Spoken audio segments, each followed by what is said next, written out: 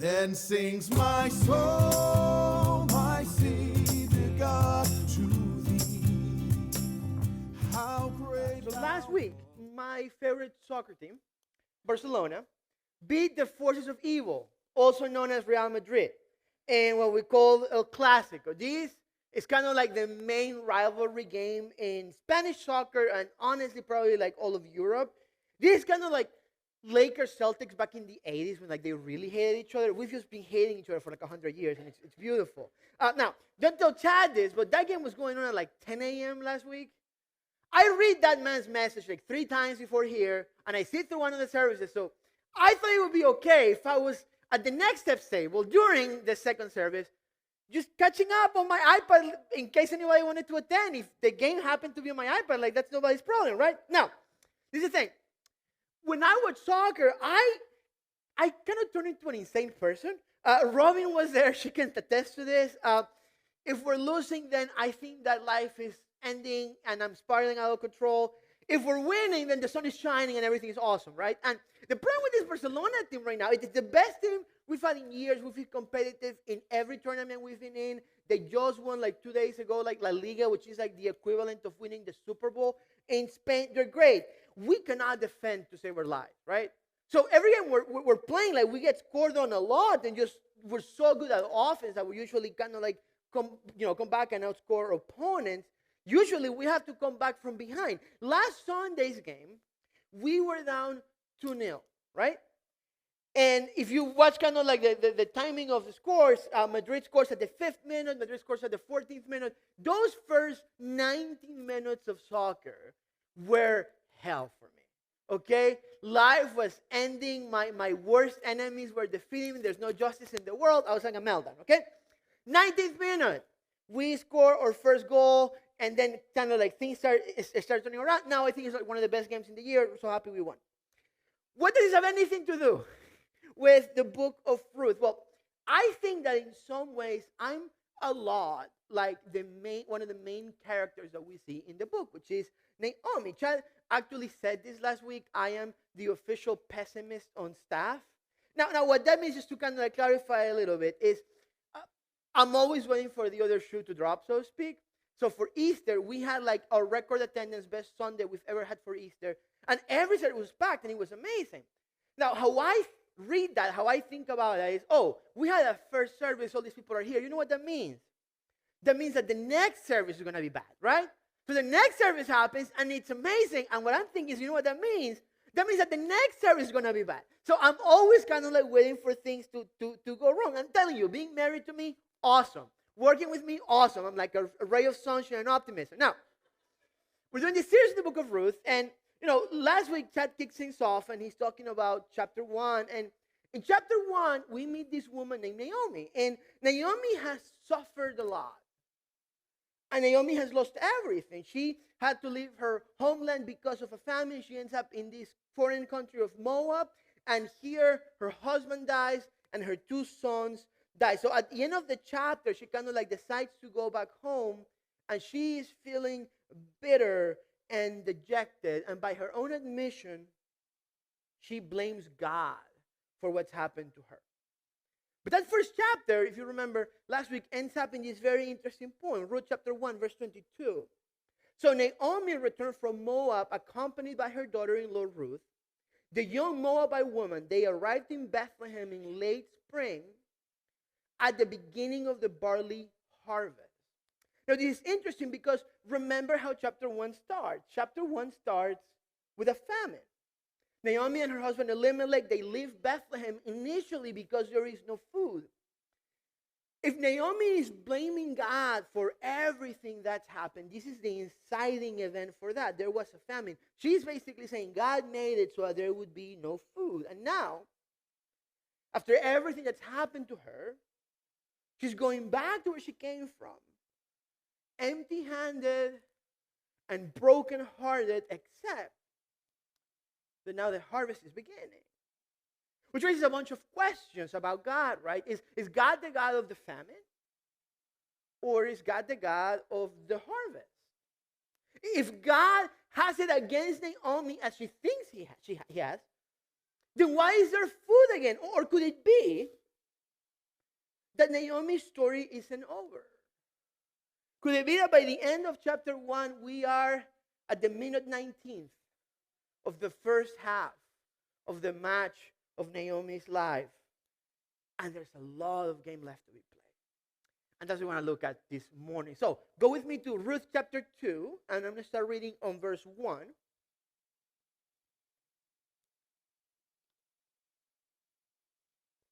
Verse 1. Now, there was a wealthy and influential man in Bethlehem named Boaz, who was a relative of Naomi's husband Elimelech. One day, Ruth the Moabite said to Naomi, "Let me go out into the harvest fields to pick up the stalks of grain left behind by anyone who is kind enough to let me do it." Naomi replied, "All right, my daughter, go ahead." Ruth here is referring to an ancient practice in Israel called gleaning. And, the idea of gleaning is basically when God, gives the initial law to the people of Israel, he sets up ways to provide for people who otherwise would be destitute. So go with me to Leviticus chapter 19. I'm just kind of like read you a little bit of this. Leviticus 19, verse 9. When you harvest the crops of your land, do not harvest the grain along the edges of your fields, and do not pick up what the harvesters drop. It is the same with your grape crop. Do not strip every last bunch of grapes from the vines, and do not pick up the grapes that fall to the ground. Leave them for the poor and the foreigners living among you. I am the Lord your God. Back in that time, Israel is mostly an agricultural society.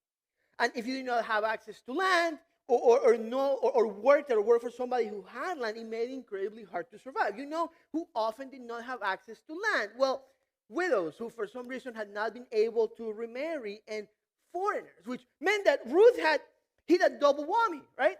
Widows who did not have either fathers or sons to care for them found themselves in this situation often, and to the point that if they didn't have any way to provide for themselves, they would often resort to prostitution.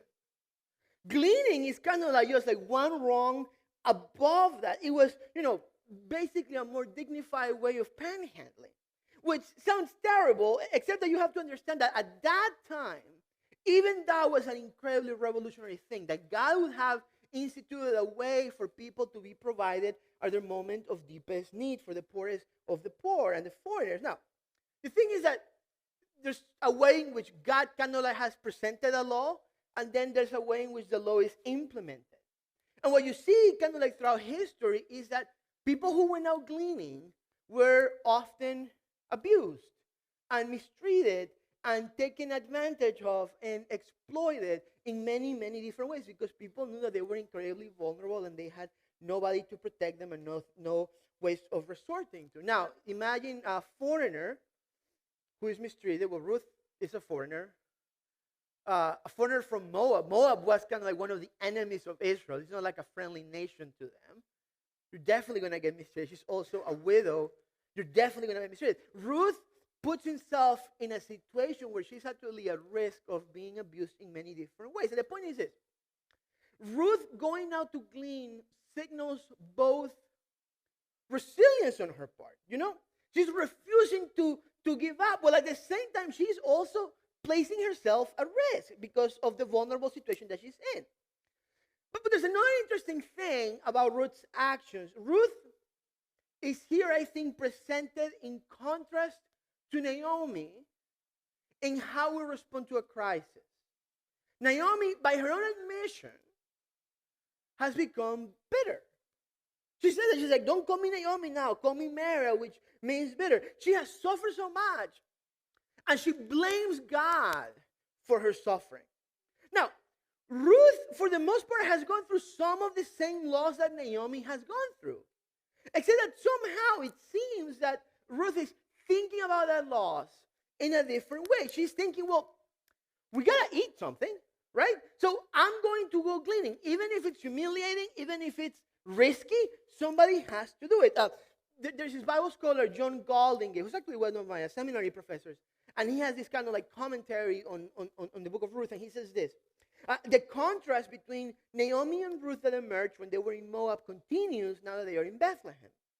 Ruth is a person with the energy and initiative to do something to ensure they have something to eat. Naomi is too disheartened. I think there's a profound lesson to be learned here about how we deal with and how we respond to suffering and to adverse circumstances. When we go through difficult circumstances, our initial response, at least I talk for myself, my initial response is some version of what Naomi does, right? The anger, the confusion, the frustration, the heartbreak. We tend to ask questions about why. Why is this happening to me? Why is God allowing this to happen? Why is God allowing this thing to happen particularly to me, right? And I think that's natural, honestly. Like, that's just human nature. And not only, etc. I would argue that it's okay. Like, it's a normal response. It's okay. And the Bible is full of people asking those questions of God. You were here a couple of weeks ago when we were talking about unanswered prayer. I talked about Psalms of Lament. And Psalms of Lament, the Bible is full of these Psalms where the psalmist kind of like, shaking his feet against the heaven saying, God, why is this happening? There's room in a relationship with God for that. The issue, though, is that life for all of us continues to go on regardless of what's happened to us. We have jobs to go to. We have people in our family that depend on us. We have children to take care of. We have friends and family and spouses to show up for. We have doctor's appointments to maintain. And sometimes what can happen is that when we're suffering, we're going through like moments of trauma and difficulty, we can get stuck there. And in that place of bitterness, asking, why is this happening to me? We can very easily sink into bitterness like Naomi has. We can sink into depression. And life sort of like turns into this black and white, and we just start going through the motions. And to move on from that, at some point, we have to ask a different question, which I think is the question that Ruth is implicitly asking in this chapter. The question is, well, now what? What am I going to do? How am I going to respond to what's happening to me? What am I going to do in this situation? To use journey language, what's my next step? And this may sound like a very simple kind of like transition and reaction. I can assure you it is not. There is a lot of work that goes into that. There's inner healing, there's counseling, there's therapy, there's spiritual work. There's all sorts of things that go on. And it can take weeks or months or even years. But in order to continue in life, there has got to be at one point as a turn that looks beyond the why is this happening to me to now what? Looking towards the future and the possibilities that remain. And in this passage, in these few verses, we see that perspective in Ruth. I don't know what the grieving process for Ruth has been. Ironically, we don't get too much insight into, what she's actually thinking in this passage, but what we can see evidently is that Ruth is thinking about how to survive, right? That Ruth, she knows, ironically in a way, she's kind of become the provider for this family, even though Naomi is her senior. She has a level of responsibility and care, and then I say love for Naomi, that she thinks, well, somebody needs to figure out a way that we can be provided for. And that love and that care for Naomi allows Ruth to move beyond why to asking now, what? We just stop what happens next. So verse 3. So Ruth went out to gather grain behind the harvesters. And as it happened, she found herself working in a field that belonged to Boaz, a relative of her father-in-law, Elimelech. It might not seem like it at first glance, but this is just kind of like a transitional sentence. I would argue, and I want to argue this morning, that this might be the most important verse in the whole book of Ruth. How, you ask? Well, let me show you. There is this phrase that the writer of the book uses. Ruth goes out to glean, and the writers say, and as it happened. Some translations say, as it turns out. Some translations says, it just so happened, right? There's places in the Bible that's just kind of like in the same way, kind of like this random coincidence. Like, just so happened, right? Like, I walk in and it just so happened. There was like 50 burritos from Chipotle, and it just so happened I ate them, right? Like it's normal things that you do. It's just a turn of phrase, except that it's actually a little bit more than that. Like the original Hebrew, it's like a very clunky phrase. This is what it's actually saying. It's saying it happened to happen.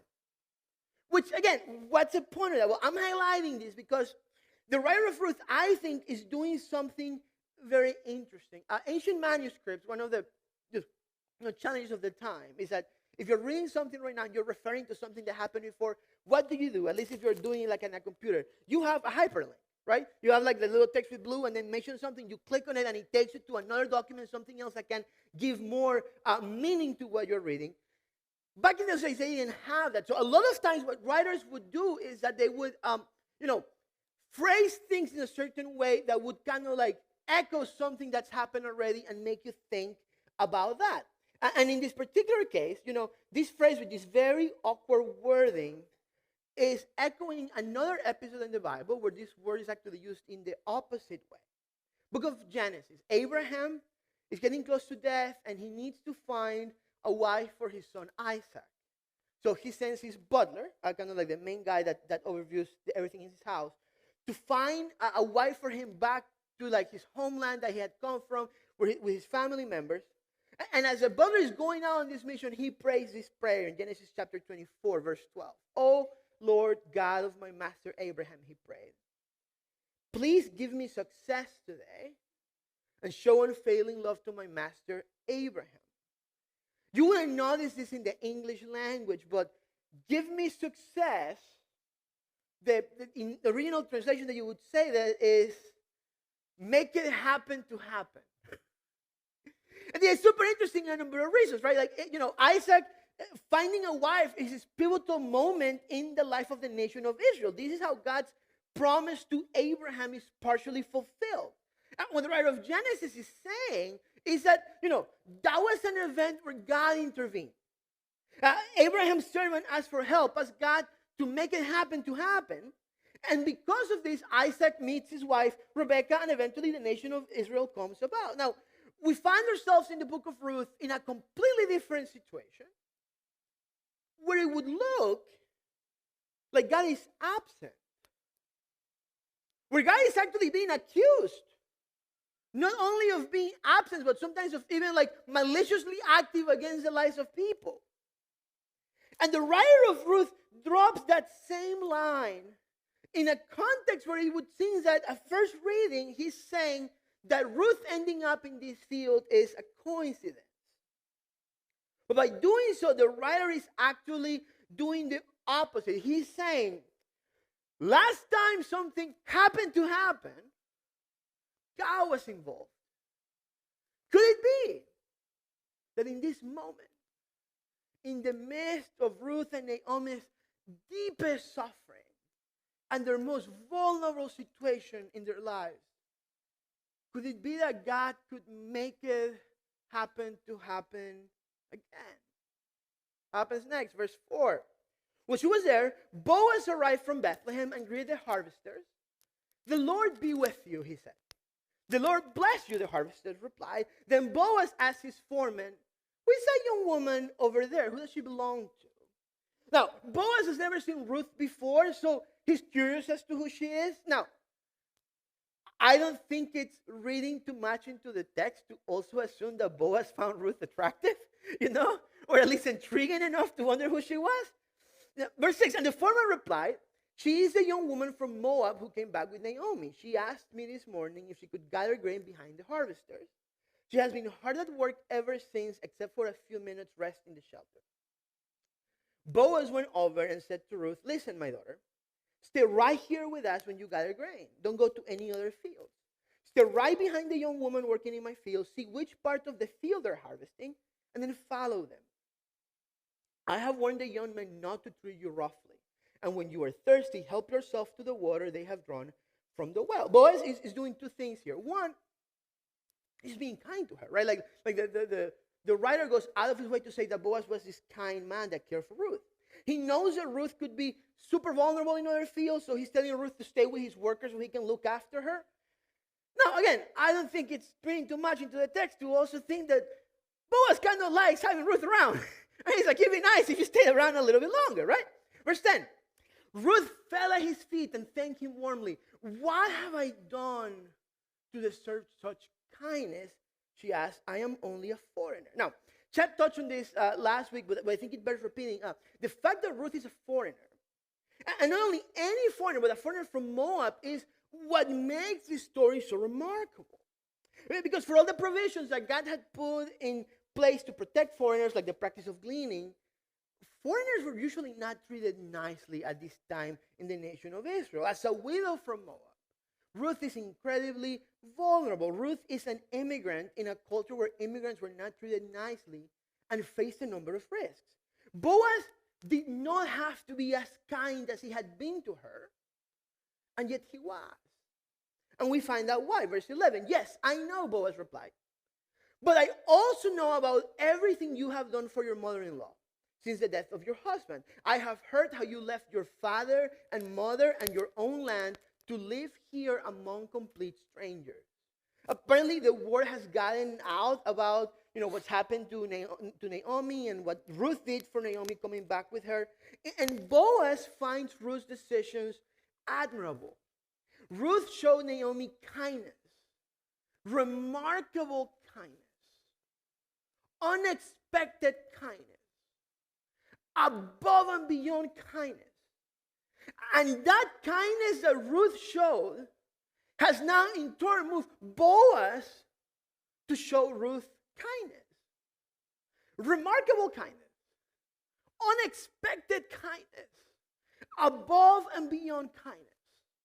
And then Boaz says this, verse 12, may the Lord, the God of Israel, under whose wings you have come to take refuge, reward you fully for what you have done. A couple things in here. Remember what the words that Ruth says to Naomi back in chapter 1, Ruth 1, verse 16. But Ruth replied, don't ask me to leave you and turn back. Wherever you go, I will go. Wherever you live, I will live. Your people will be my people, and your God will be my God. Implied in this declaration is the idea that Ruth is leaving behind her people and her gods. Ruth is not only pledging herself to Naomi, she's pledging herself to Yahweh. And Boaz acknowledges that and makes it explicit. By you being here with Naomi, you are placing yourself under the protection of the wings of God. But what's more interesting is that Boaz now seems to also be crediting what he's doing for Ruth as God's provision and protection for her. He's saying, what I'm doing for you by allowing you to glean in my fields and offering you protection and inviting you to stay with us, that's God doing that for you. God is protecting you and providing for you through my actions. Verse 13. I hope I continue to please you, sir. She replied, you have comforted me by speaking so kindly to me, even though I am not one of your workers. Verse 14. At mealtime, Boaz called to her, come over here and help yourself to some food.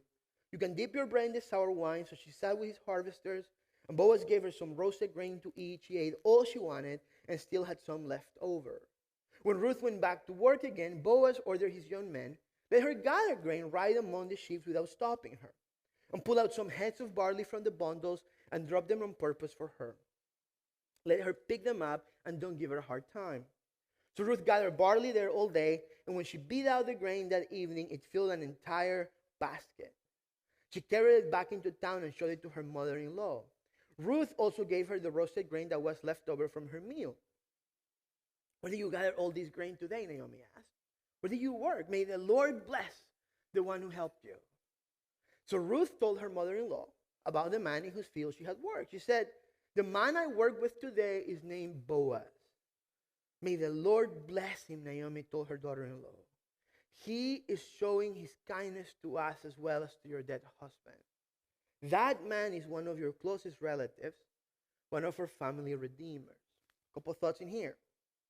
When Naomi says he is showing his kindness to us as well as to your dead husband, the original Hebrew grammar is very ambiguous. And I read a bunch of commentaries preparing for this, and they all kind of say, we don't know if Naomi is talking about God or talking about Boaz in that sentence. Some scholars think either way. I kind of happen to think she's talking about God, but I think that the ambiguity is on purpose. It's as if the author is forcing us to wrestle with this question. Who is at work here? Is it Boaz? Is it God? Is it both? I think one step further. I think that Naomi is coming to the realization that God has actually been at work in her life all along. And the evidence of that is how Boaz is showing them kindness, which is remarkable because just a few verses earlier, Naomi is laying the blame of all her sufferings at the feet of God. And I think that's the case because of the word that Naomi uses. She uses the word kindness. In Hebrew, that's the word hesed. Now, hesed is one of those words that meant so much in the original language that we have no direct equivalent in English. Sometimes it's translated as love. Sometimes it's translated as unfailing love, as covenant love. Sometimes it's translated as kindness, as it is in here. My favorite translation of the word is a translation that sometimes shows up in the Bible that says loving kindness. Meaning that it's not just love as a feeling, it's love expressed as kindness, meaning it's love in action. And this is a word that is deeply tied to how the Hebrew Bible talks about the love of God. So let me take you to Exodus chapter 34. This is God speaking. He says, the Lord passed out in front of Moses, calling out, Yahweh the Lord, the God of compassion and mercy, I am slow to anger and filled with unfailing love and faithfulness. I've spoken about this verse before. This passage in Exodus is the most quoted verse in the Hebrew Bible by the Hebrew Bible. It's going to be repeated over and over because this is the one passage in the Bible where God describes who he is. Where God says, this is who I am, this is what I'm about. In current terms, it's kind of like God's profiling his LinkedIn bio. You know what I'm saying? Like, this is like, I'm a, activationist, Catholist, whatever. And that means that, like, I filled t-shirts at an Abercrombie & Fitch when I was 15, but somehow it sounds cool. Anyway, so this is God kind of like describing himself and who he is. Now, so Naomi is kind of start pointing to the fact, this love that we're experiencing, this kindness that we're experiencing, looks an awful lot like the kindness that God uses to talk about himself. And then Naomi recognizes who Boaz is, and she drops this bombshell that Boaz is a family redeemer. Now, what's this? In some versions, you're going to say family redeemer or kinsman redeemer. It's going to be explained in the next chapters, but because it's introduced here, I'll just kind of like set the stage for that. Remember, Israel at this time is an agrarian patriarchal society, which meant the land wasn't more important. All of your income and provision came from the land, and basically only men counted as people. I'm really sorry. Like, the Bible is not condoning that and saying that's okay. That's just how it happened. Which meant, no, you're a widow, you don't have the right to own property. So if your husband dies, that property has to pass on to another male. It's usually your sons or your husband's siblings.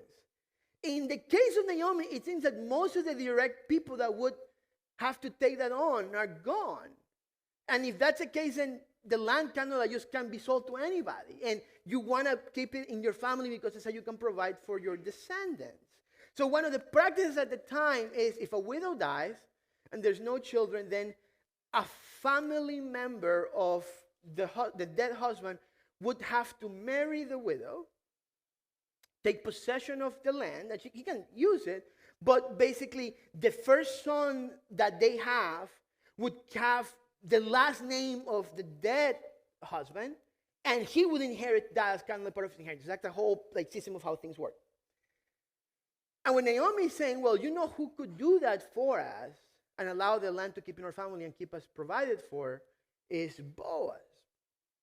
We'll look into the next chapters how that plays out, but keep reading. Verse 21. Then Ruth said, what's more, Boaz even told me to come back and stay with his harvesters until the entire harvest is completed. Good, Naomi exclaimed. Do as he said, my daughter. Stay with his young women right through the whole harvest. You might be harassed in other fields, but you'll be safe with him. So Ruth worked alongside the women in Boaz's fields and gathered grain with them until the end of the barley harvest. Then she continued working with them through the wheat harvest in early summer, and all the while she lived with her mother-in-law. This is a remarkable story. And there's just a couple of thoughts I want to invite us to consider as we wrap up this time. Last week we looked at Naomi's suffering, and Chad said that usually when we go through times of suffering, there's these two main explanations that we have to make sense of why things are happening to us and how God is involved.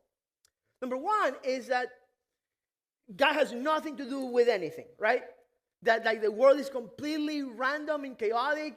Either there is no God and God is completely absent and everything is just happening. Or that God is involved in everything, but in a way that God's like making everything happen. So God is, predestining people to suffer and to experience tragedy and to an eternity without Him. And we kind of are like puppets that we have no choice or no options on how to reply. And, both of those options create, honestly for me, more problems than they solve. But then Chad presented us with this third option, right? He said this: God has something to do with everything, but not in the same way. And you read that and you're like, okay, what do you mean by that? And I think that what that means is that it could be that the way in which God acts in the world is primarily through people's own decisions and mistakes and even suffering. Tim Mackey from the Bible Project, talking about the book of Ruth, says this: this story brilliantly explores the interplay of God's purposes and will with human decisions and will. God weaves together the faithful obedience of His people to bring about His redemptive purposes in the world.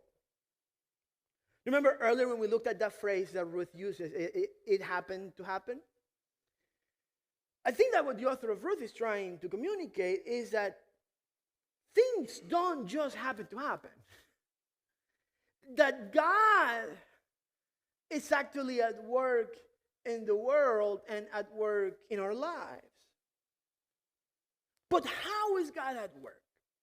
Because the fascinating thing about the book of Ruth is how little God is mentioned.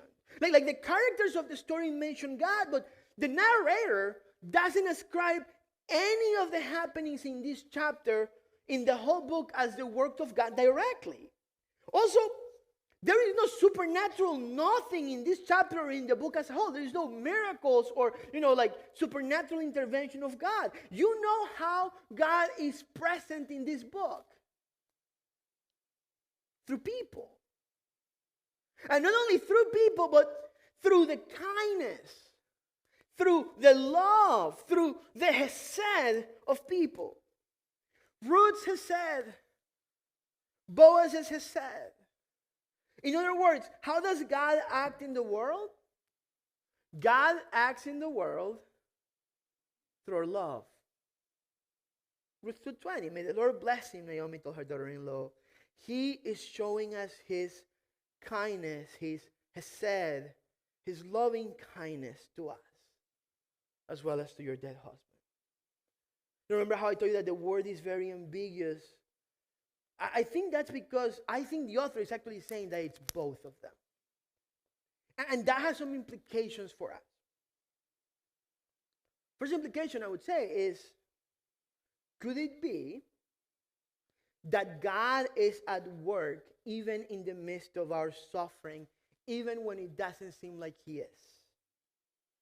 Could it be that some of the things that happen in our lives are actually God moving in our life? And could it be that it's a matter of perspective? That if we're going to blame God for the bad things, then maybe we should also praise Him for the good things. And recognize how He's moving and blessing and providing for us, even in the midst of difficulty. And could it be that our perception of God will determine our experience of God?